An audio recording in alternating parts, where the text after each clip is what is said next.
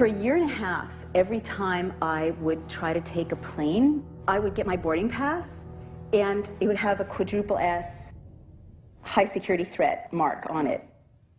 And they would take me out of the line and do that whole extra security check thing. And I kept asking, what's up with this? Why are you doing this? Why are you doing this?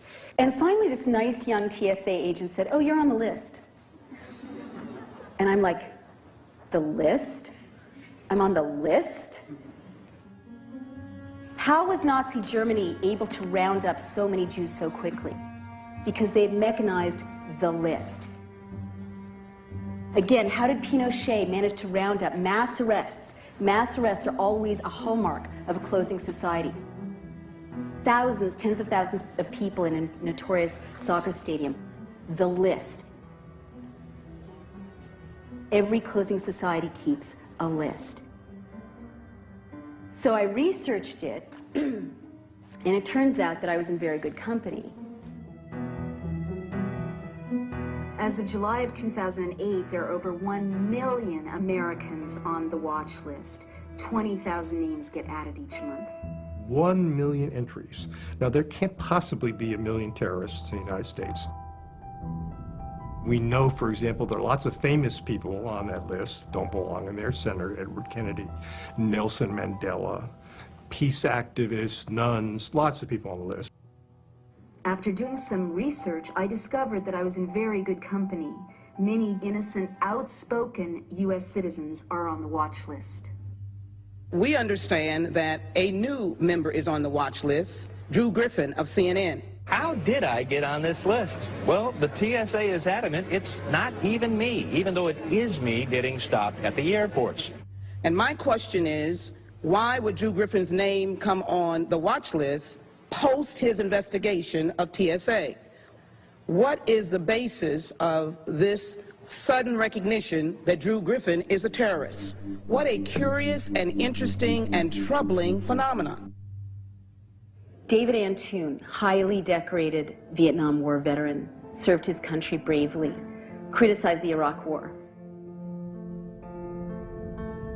I mean, you can take WMDs and the Gulf of Tonkin, and you can see the manipulation of information to bring the American public into accepting and approving of a war that really had no basis. So I started writing about that. It wasn't long thereafter I noticed that every time I would purchase a ticket and board a flight, I would receive boarding passes with 4 S's on them. Every time I travel, every time my children travel, every time my wife travels.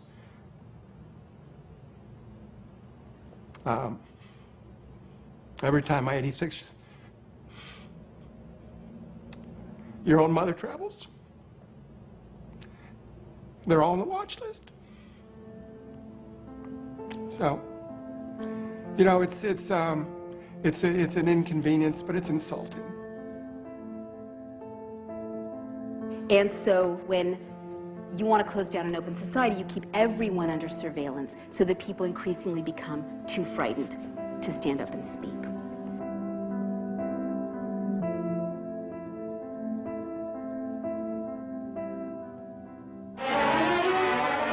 To one of these meetings came a young FBI agent, bringing with him, concealed among groceries, a portable radio transmitter.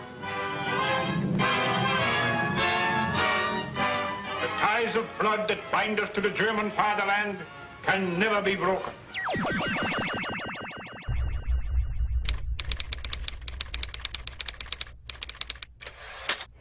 The fifth thing that always happens in a closing society is that there's increased infiltration of citizens groups, and this is against the law. The ACLU has many documented cases of illegal infiltration of groups just like this, and in fact there's probably someone here today. Hello! You know, I hope your audio is working well.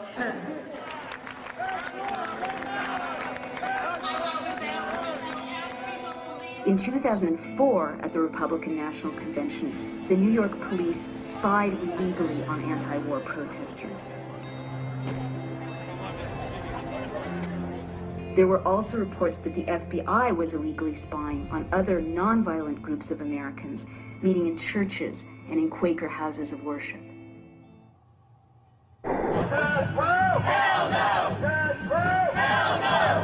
State police documents obtained by the ACLU reveal that undercover cops infiltrated local groups opposed to the death penalty and the war.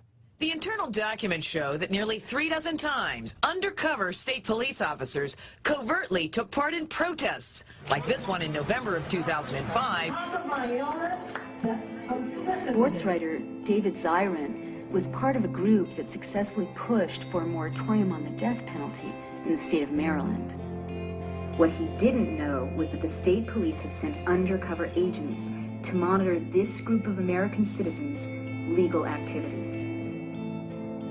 In the meetings was somebody who was known to us as Lucy. And Lucy would sit there. She was, the word that keeps coming to mind was peppy. Like she would sit there with a big smile on her face and ask lots of questions and take notes. It was always the most basic questions like, wow, why are we doing this? Why about, like the kind of questions that you're happy that somebody who's new to a group asks. And he found out later that it was Lucy who was the spy. It's obvious that they made the conclusion that nothing illegal was going on here, and yet they continued to monitor our email list. They continued to come to our meetings. That's the thing that's so upsetting about this, is that this idea that some people deserve to be watched and some people don't. People should ask that question about, well, where is my Homeland Security money going? Is it actually being used to keep us safer, or is it being used to stifle dissent? We know that when you go to your anti-war group or your environmental group, there may well be someone there, and this is right out of COINTELPRO. We did this in the 60s and 70s until there were laws against it. Congress took action. Those have been undone. But in your local group, there's going to be some really, think about that really troublesome person who's always trying to start a fight. You know, this is a tactic to send agents in who look and dress like ordinary citizens, activists, but who are there to cause trouble, to make it difficult to move forward, to break up the group, to smear people. Surveillance and infiltration, it's the way the state messes with people's minds to make them psychologically unwilling to stand up for themselves or even trust their own reality. It's a psychological pressure point and not just a tactical one.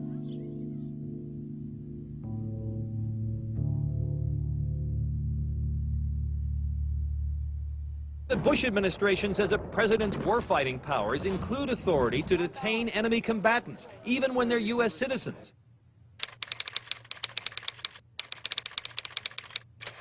The next thing is to arbitrarily detain and release citizens. And again, this is an intimidation tactic. Pinochet did it. The National Socialists did it. Do you guys remember James Yee? Chaplain James Yee, a U.S. citizen, was assigned to Guantanamo Bay. He dared to speak up against the mistreatment he saw there of the prisoners. I raised concerns about the abuses that were occurring, how specifically religion was being used as a weapon to try and break these individuals. And then a troubling incident occurred. Captain James Yee was arrested after he was caught with classified documents and diagrams. Chaplain James Yee was returning from service in Guantanamo. As he got off the plane in Florida, he was detained. Much of what they were looking at were articles that I had printed off the internet. I had been enrolled in a master's degree program, and I was doing a research paper on the Syrian president. Most immediately thereafter, I was then accused of being a terrorist spy and thrown in prison. I was locked away in a single solitary cell in Charleston, South Carolina, the very same facility where the U.S. government holds what they term U.S. citizen enemy combatants. I was worried that I was going to be falsely convicted of these heinous crimes and then wrongfully put to death, whether by the electric chair or some other means. James Yee was held in solitary confinement for 76 days. But now this guy is out of prison, and every time he crosses a border, they take him and hold him and release him.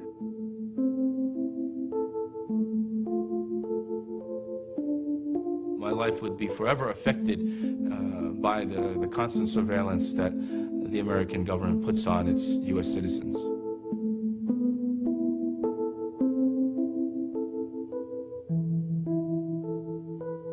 On the list? How was Nazi Germany able to round up so many Jews so quickly? Because they had mechanized the list. Again, how did Pinochet manage to round up mass arrests? Mass arrests are always a hallmark of a closing society.